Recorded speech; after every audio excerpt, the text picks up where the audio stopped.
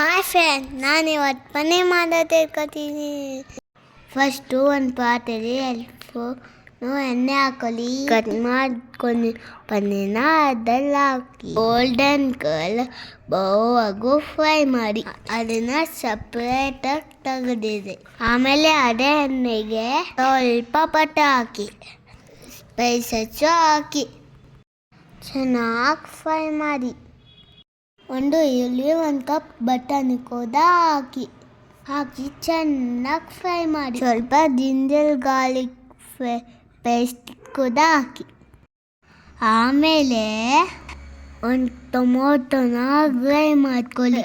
ಆ ಪೇಸ್ಟ್ ಕೂಡ ಹಾಕಿ ಫ್ರೈ ಮಾಡಿ. ಒಂದು ಕಪ್ ಮಸಾಲೆ, ಜೀರಾ ಪೌಡರ್, ಧನಿಯಾ ಪೌಡರ್, ಅರಿಶಿನ, ಪುಡಿ ಕೂಡ ಹಾಕಿ ಚೆನ್ನಾಗಿ ಮಿಕ್ಸ್ ಮಾಡಿ ಬೇಯ್ತಾ ಇರೋ ಮಸಾಲೆಗೆ ಹಾಕಿ ಫ್ರೈ ಮಾಡಿ.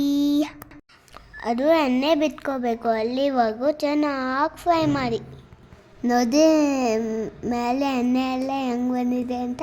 ಆಮೇಲೆ ಪನ್ನೀರ್ ಪೀಸಸ್ ಇದೆಯಲ್ಲ ಅದನ್ನೆಲ್ಲ ಹಾಕಿ ಸ್ವಲ್ಪ ಉಪ್ಪು ಕೂಡ ಹಾಕಿ. ಆಮೇಲೆ ಒಂದು ಅರ್ಧ ಕಪ್ ನೀರು ಕೂಡ ಹಾಕೊಂಡು ಚೆನ್ನಾಗಿ ಕುದಿಸ್ಕೊಳ್ಳಿ. ಮೇಲೆ ಒಂದು ಸ್ವಲ್ಪ ಕಸೂರಿ ಮೇಥಿ ಹಾಕಿ. ಈಗ ಪನ್ನೀರ್ ರೆಡಿ. ವಾಹ್, ನೀವು ಕೂಡ ಒಮ್ಮೆ ಟ್ರೈ ಮಾಡಿ. ಬಾಯ್. ಬಾಯ್.